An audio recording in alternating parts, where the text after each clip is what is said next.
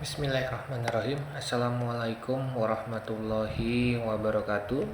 Selamat pagi, salam sejahtera untuk kita semua. Dan tentunya tetap semangat pagi. Baik, bersama saya kembali dengan Pak Dewo, Guru PPKN di SMK Negeri 10 Jakarta. Saat ini kita akan membahas mengenai kompetensi dasar 3.13, yaitu menganalisis sistem pemerintahan di Indonesia. Sebelumnya, pada saat pandemi corona ini, marilah kita selalu mematuhi segala kewajiban kita. Yang pertama adalah menjaga jarak, kedua mencuci tangan, ketiga selalu menggunakan masker dimanapun kita berada, dan yang keempat, diusahakan selalu membawa hand sanitizer dimanapun dalam berpergian. Baik, semoga pandemi corona ini segera berakhir dan kita semua dalam keadaan sehat walafiat sampai dengan bertemu secara tatap muka kembali.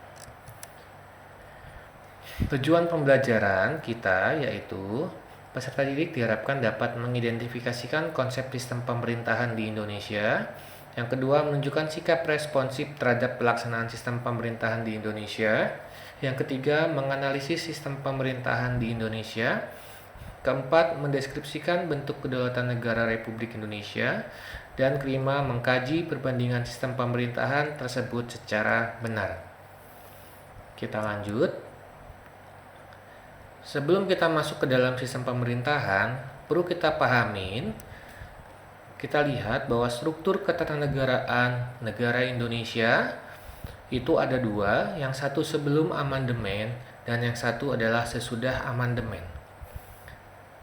Yang sebelum amandemen kita lihat di sini bahwasanya Undang-Undang Dasar 45 dijalankan oleh MPR dan kedudukan MPR di sini adalah lebih tinggi dari lembaga-lembaga negara lainnya, termasuk DPR, BPK, Presiden Wapres, Mahkamah Agung, dan Dewan Pertimbangan Agung. Struktur tata negara ini adalah sebelum amandemen. Jadi, sebutan untuk MPR di sini adalah Lembaga Tinggi Negara. Nah, kita lihat perbandingannya di sini. Untuk struktur ketatanegaraan RI setelah amandemen Undang-Undang 1945, bahwasanya kedudukan MPR sejajar dengan lembaga-lembaga tinggi negara lainnya. Nah, kalau sebelumnya MPR dikatakan lembaga tertinggi negara. Namun, kalau ketika setelah amandemen tidak ada lembaga-lembaga tertinggi negara lain, yaitu yang tadi MPR, namun sebutannya adalah lembaga-lembaga tinggi negara yang meliputi KPU, BPK, Presiden, DPR, MPR, DPD, MA, MK, serta KY. Yang semuanya adalah menjalankan fungsinya sesuai dengan Undang-Undang Dasar 1945. Baik, setelah kita memahami struktur ketatanegaraan RI kita setelah amandemen, mari kita mulai dalam hal pembahasan mengenai sistem pemerintahan Republik Indonesia. Sebelum kita masuk dalam sistem pemerintahan yang terbagi menjadi beberapa macam kategori dalam sistem pemerintahan, kita awali dulu hakikat atau konsep dari sistem pemerintahan itu sendiri. Yang pertama di sini, sistem pemerintahan terbagi menjadi dua, yaitu sistem dan pemerintahan. Sistem adalah suatu keseluruhan yang terdiri dari beberapa bagian yang mempunyai hubungan fungsional. Jadi, sistem ini adalah gabungan yang saling mendukung satu sama lain. Segala komponen-komponen yang saling berhubungan satu sama lain. Ibaratnya sebuah komputer disebut dengan sistem komputer. Nah, komputer itu terdiri dari keyboard, prosesor, mouse, CPU, dan lain sebagainya. Semua menyatu komponen-komponen tersebut menyatu menjadi suatu bagian dalam sistem yang saling menunjang, yang saling mempunyai hubungan fungsional satu sama lainnya.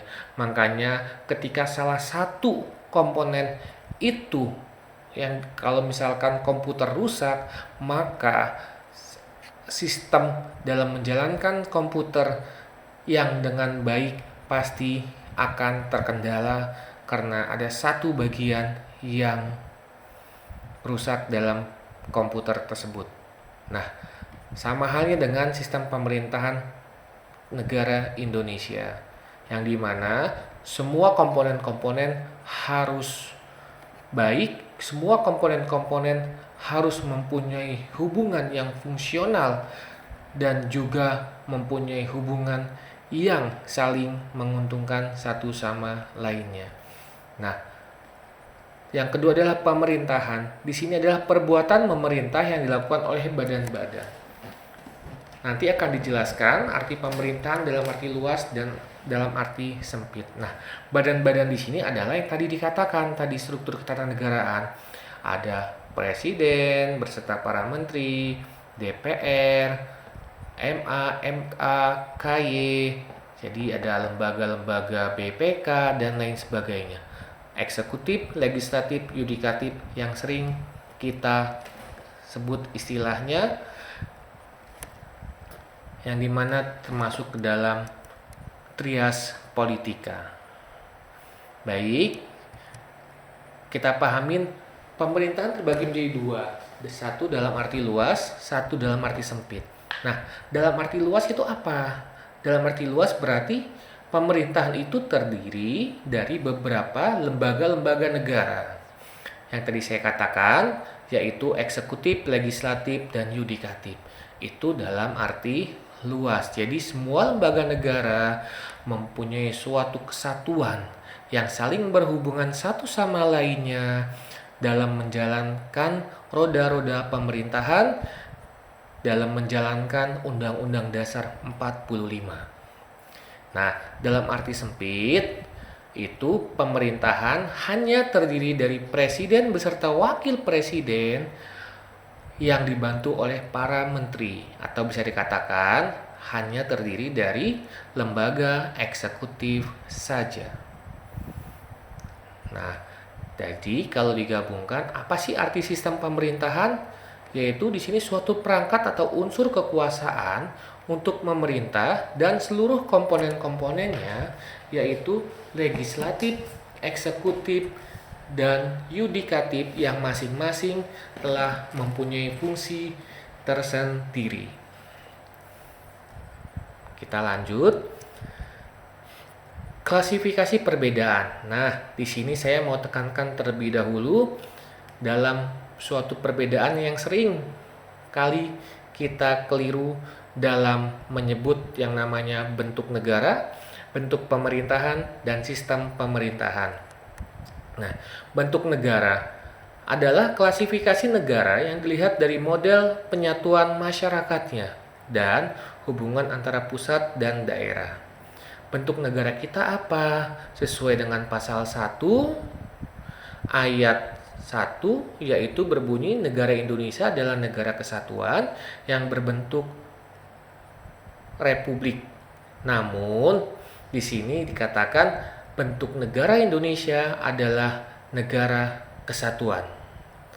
Nah, namun yang dikatakan republik adalah bentuk pemerintahannya, yaitu klasifikasi negara dilihat dari siapa yang menjadi kepala negara. Artinya, perbedaan negara dalam klasifikasi ini adalah perbedaan dari posisi kepala negaranya. Misalkan, bentuk pemerintahan oligarki, bentuk pemerintahan otokrasi, bentuk pemerintahan kerajaan. Dan Indonesia salah satunya adalah bentuk pemerintahannya adalah republik yang mengedepankan adanya kedaulatan rakyat sehingga adanya unsur demokrasi di dalam bentuk pemerintahan kita, yaitu negara kesatuan yang berbentuk republik. Nah, kemudian yang ketiga, sistem pemerintahan. Kalau sistem pemerintahan berarti klasifikasi negara berdasarkan siapa yang menjalankan pemerintahan tersebut. Jadi bukan kepala negaranya saja. Jadi semua komponen-komponen yang saling mempunyai hubungan fungsional masing-masing dan saling bekerja sama satu sama lainnya. Jadi antara kepala negara dan kepala pemerintahan ada yang menyamakan dan ada yang memisahkan. Ya, jadi ada eksekutif, legislatif, dan yudikatif yang disebut dengan sistem pemerintahan. Ya, karena kalau arti kata sistem itu adalah gabungan atau keseluruhan, ya, yang memerintah negara Kesatuan Republik Indonesia. Itu klasifikasi perbedaan yang sering kita keliru mungkin sampai saat ini, ya. Baik, semoga dipahami. Kita lanjut lagi. Nah, secara umum kita mengenal sistem pemerintahan yang diterapkan oleh negara. Salah satunya adalah sistem pemerintahan presidensial dan sistem pemerintahan parlementer. Nah, dari kata presidensial udah ditekankan seperti kekuasaan presiden. Di sini mutlak. Kalau sistem pemerintahan parlementer, kekuasaan dalam hal parlemen atau legislatif DPR yang lebih dominan atau mutlak. Nah, intinya adalah kita memahami presidensial berarti berfokus kepada presiden, parlementer berarti berfokus kepada parlemen atau DPR. Kita lihat di sini sama-sama sistem pemerintahan presidensial. Salah satu tanda sistem pemerintahan presidensial adalah hubungan antara eksekutif dan legislatif yang tidak begitu erat. Nah, sistem ciri-ciri presidensial di sini bahwasanya presiden adalah sebagai kepala negara dan kepala pemerintahan. Ya, jadi presiden tidak hanya sebagai simbol seperti bangsa Indonesia ini. Ya, presiden juga menjalankan roda-roda pemerintahan. Kalau di parlementer, presiden hanya sebagai kepala negara dan kepala pemerintahannya, roda pemerintahannya dilakukan oleh Perdana Menteri. Itu kalau parlementer, ya. Nah, kembali lagi yang kedua, presiden tidak dipilih oleh badan legislatif, tetapi dipilih oleh sejumlah pemilih rakyat di seluruh Indonesia. Khususnya di Indonesia kita berbicara ya. Sehingga presiden bukan merupakan bagian dari badan legislatif. Yang ketiga, presiden tidak bertanggung jawab kepada badan legislatif sehingga presiden tidak dapat dijatuhkan oleh badan legislatif. Yang keempat, presiden tidak dapat atau tidak mempunyai wewenang membubarkan badan legislatif karena masing-masing berdiri sendiri-sendiri sesuai dengan fungsinya masing-masing. Walaupun banyak kerjasama yang dilakukan oleh eksekutif maupun legislatif, misalkan contohnya yang baru-baru ini adalah dalam pembuatan suatu produk undang-undang yang saat ini sedang marak, yaitu mengenai undang-undang ketenagakerjaan atau Omnibus Law yang mungkin banyak kontroversinya, banyak tafsirannya, kita menilainya sebagai masyarakat. Namun di balik itu semua, pasti undang-undang tersebut mempunyai suatu etikat dan tujuan baik, terutama dalam menjalankan suatu sistem roda pemerintahan yang ada di Indonesia, khususnya yang berkaitan dengan ketenaga kerjaan. Baik, nomor 5, presiden dapat memilih menteri dan memberhentikannya. Nah, yang keenam juga menteri bertanggung jawab kepada presiden. Dan yang ketujuh, masa jabatan presiden dalam waktu periode 5 tahun dan dapat dipilih kembali sebanyak 2 periode. Jadi maksimal 2 periode yaitu 10 tahun. Baik, itu dari sistem ciri-ciri presidensial. Nah, di balik ciri-ciri sistem presidensial ternyata ada kelebihan dan ada kelemahannya. Kelebihannya yaitu 1, menteri tidak dapat dijatuhkan permen karena bertanggung jawab kepada presiden. Beda halnya pada masa sistem pemerintahan parlementer. Kebalikannya ya, Dua, pemerintah dapat leluasa waktu karena tidak ada bayang-bayang krisis kabinet. Nah, jadi pemerintah, presiden, wakil presiden punya kewenangan yang sangat mutlak dalam membentuk suatu kabinetnya. Kabinet itu apa sih? Ya misalkan kabinet itu adalah lembaga-lembaga kementerian yang membantu jalannya roda pemerintahan di Indonesia, ya, atau yang membantu presiden.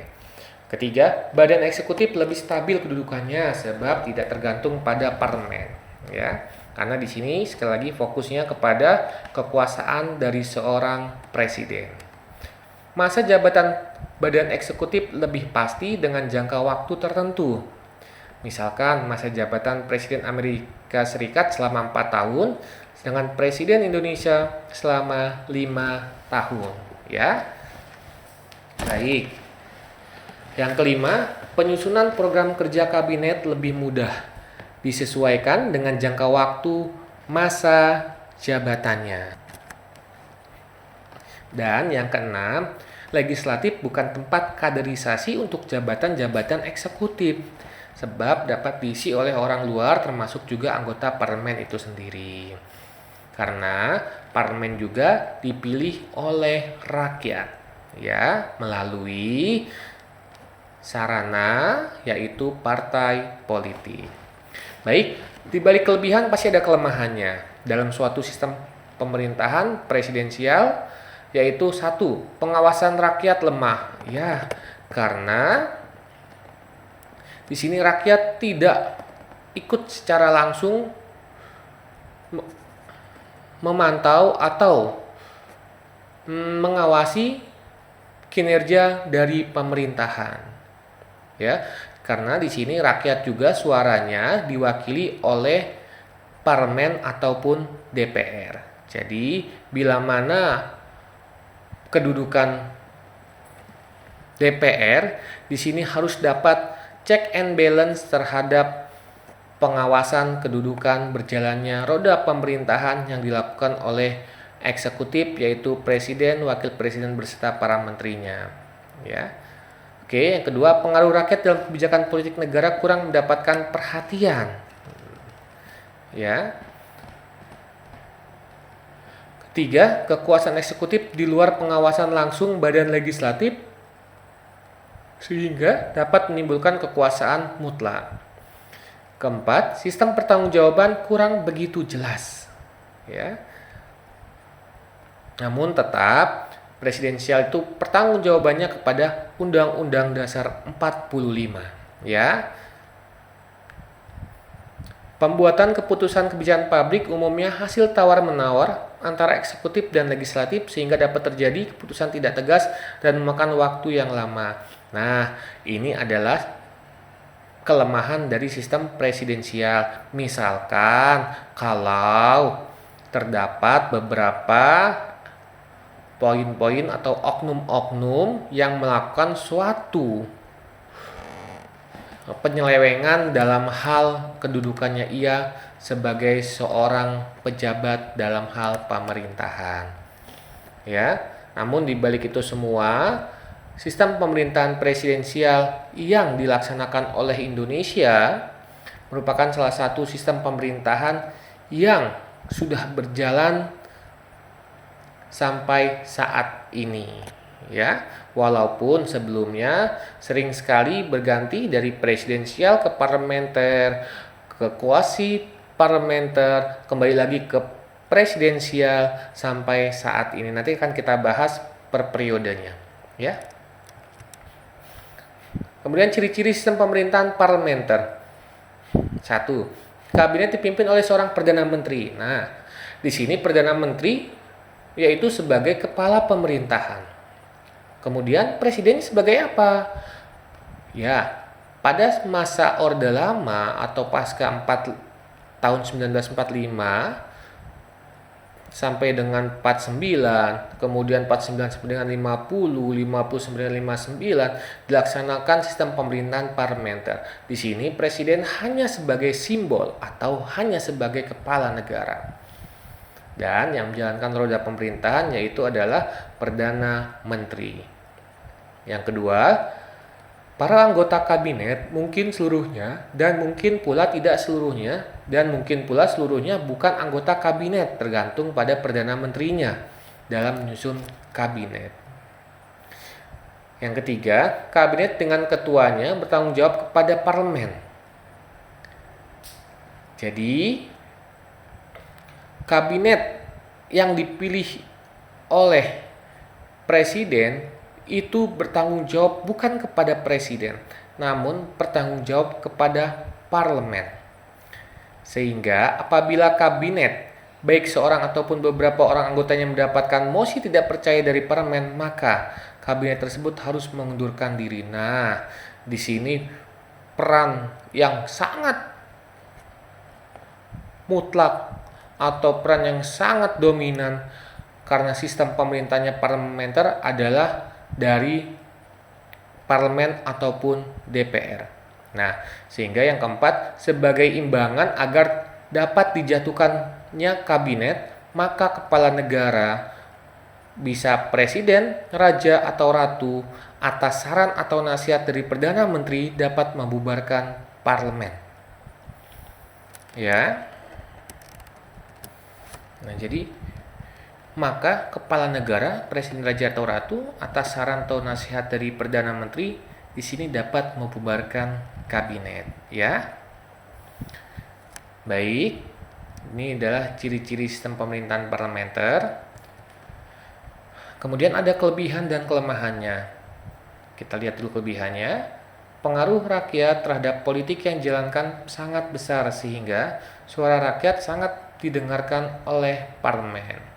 Yang kedua, dengan adanya parlemen sebagai perwakilan rakyat, maka pengawasan pemerintah dapat berjalan dengan baik. Ketiga, pembuat kebijakan bisa ditangani secara cepat sebab gampang terjadi penyesuaian pendapat antara eksekutif dan legislatif. Hal ini disebabkan kekuasaan eksekutif dan legislatif berada pada satu partai atau koalisi partai. 4. Sistem pertanggungjawaban dalam pembuatan dan juga pelaksanaan kebijakan publik sangat jelas. Itu kelebihannya.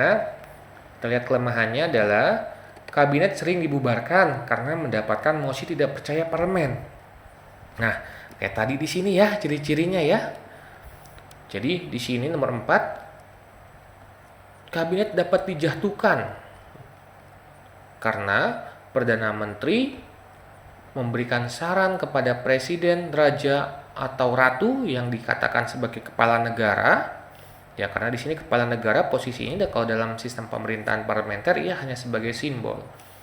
Ya. Kabinet sering dibubarkan karena mendapatkan mosi tidak percaya dari parlemen. Ya, jadi dominan parlemen di sini sangat kuat. Ya, dominan dari DPR di sini sangat kuat dalam mempengaruhi yang namanya kabinet ataupun mempengaruhi yang namanya eksekutif. Nah, yang kedua, keberhasilan sangat sulit dicapai jika partai di negara tersebut sangat banyak atau banyak suara. 3. Parlemen menjadi tempat kaderisasi bagi jabatan-jabatan eksekutif. Pengalaman mereka menjadi anggota parlemen dimanfaatkan dan menjadi bakal penting untuk menjadi menteri atau jabatan eksekutif lainnya. Jadi, maksud kaderisasi maksudnya adalah anggota-anggota parlemen ya mengisi juga dalam jabatan-jabatan yang ada di eksekutif. Bisa juga jabatan sebagai menteri yang dalam posisinya yaitu di bawah eksekutif ya. Sehingga di sini dikatakan bahwa menjadi bakal penting untuk menjadi menteri atau jabatan eksekutif lainnya ya. Jadi parlemen menjadi tempat kaderisasi bagi jabatan eksekutif. Nah, kalau di sini terjadi maka nanti akan terjadi yang namanya dalam hal kebijakan tidak adanya yang namanya check and balance. Check and balance yaitu karena apa yang dilakukan oleh eksekutif itu adalah apa yang ada di anggota DPR. Baik, kita lanjut lagi. Nah, sistem pemerintahan yang ada di Indonesia. Sistem pemerintahan yang ada di Indonesia itu terbagi menjadi 5 periode. Ya. Periode pertama 45 sampai dengan 49 itu adalah sistem pemerintahan presidensial. Kemudian 49 sampai dengan 50 kuasi parlementer. Kuasi parlementer maksudnya adalah tidak menjalankan sistem pemerintahan parlementer secara mutlak.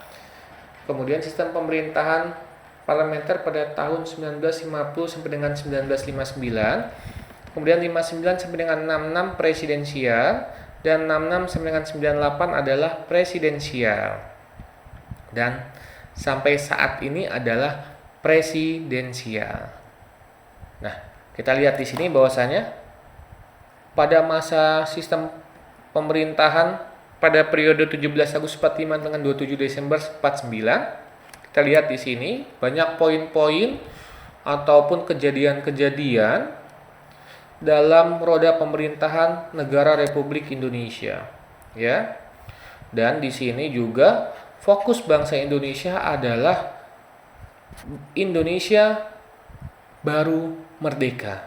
Jadi banyak sekali ibaratnya fokus perhatian dari negara kita ditujukan dalam hal untuk mempertahankan kemerdekaan kita yang baru diproklamasikan pada 17 Agustus 1945. Ya.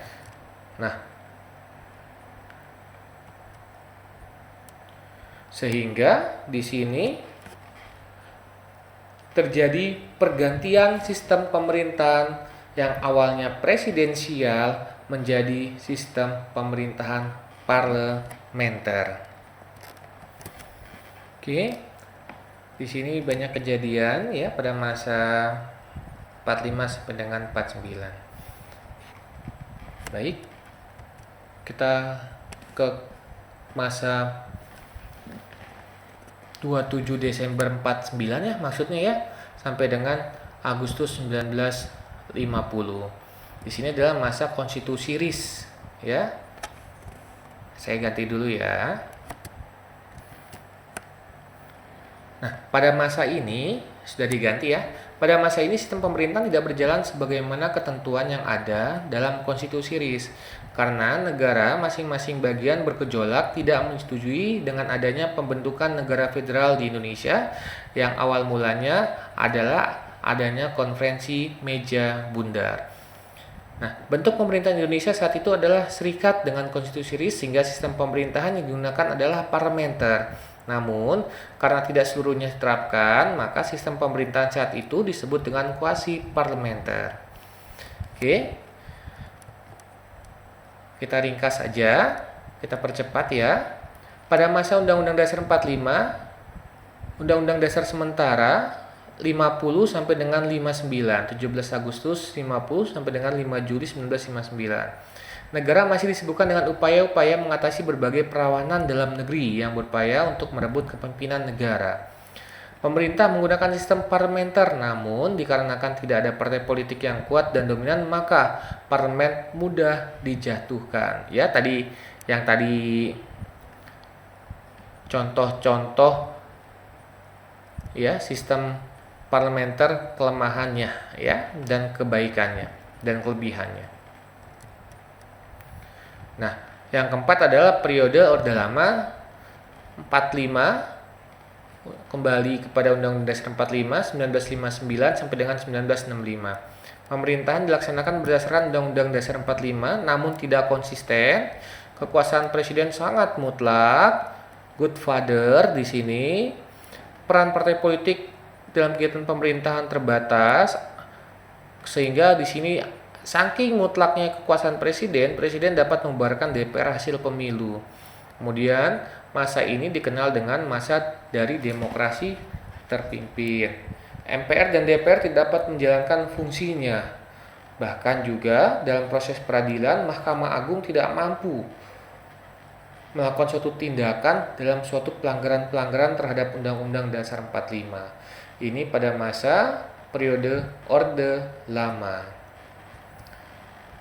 Kemudian pada masa Orde Baru 1965 sampai dengan 1998. Salah satunya adalah pemerintah tidak dapat dilaksanakan secara murni dan konsekuen berdasarkan Pancasila dan Undang-Undang Dasar 1945. Ini 1945 ya. Nah, niatnya kembali kepada Pancasila pada masa Orde Baru. Biasa disebut dengan demokrasi Pancasila. Namun nyatanya Pancasila hanya dijadikan suatu tameng. Pancasila hanya dijadikan suatu simbol. Namun dalam pelaksanaannya, masa Orde Baru tidak jauh berbeda dari masa Orde Lama. Kita bisa lihat di sini. Ya. MPR dan DPR tidak dapat menjalankan fungsinya. Dan peran presiden terlalu dominan. Berarti masa Orde Baru yang mengatasnamakan melaksanakan dari demokrasi Pancasila itu sendiri, namun banyak sekali penyimpangan-penyimpangan dari makna dalam peran dari demokrasi Pancasila itu sendiri.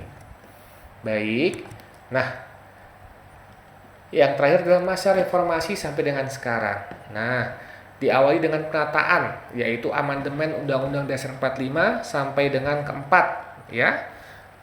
Yang terakhir amandemen keempat yaitu pada tahun 2002. Nah, sehingga bernuansa lebih demokratis. Nah, dalam penentuan program pembangunan, keterlibatan rakyat masih dalam keterwakilan. Nah, di sini yaitu yang mewakili adalah DPR dan DPD, ya. Ini maksudnya DPD ya. Kemudian, perkembangan demokrasi saat ini sudah semakin mendekati makna demokrasi sebagaimana disampaikan di atas, ya. Yang namanya dalam menjalankan suatu roda pemerintahan, kalau dikatakan sempurna, pasti tidak akan sempurna. Pasti banyak suatu poin-poin penilaian-penilaian yang masih menjadi suatu catatan dalam menuju suatu masyarakat Pancasialis atau masyarakat yang demokrasi. Nah, dari tadi kelima masa tersebut sampai dengan masa reformasi sampai saat ini, itulah berjalannya suatu sistem pemerintahan, ya, karena sistem pemerintahan berarti roda pemerintahan kita dari awal kemerdekaan sampai dengan saat ini, ya. Baik, mungkin itu aja penjelasan dari saya. Mungkin banyak kekurangannya, bisa dimaafkan. Kurang lebihnya saya akhiri. Wassalamualaikum warahmatullahi wabarakatuh. Selamat pagi dan salam Pancasila.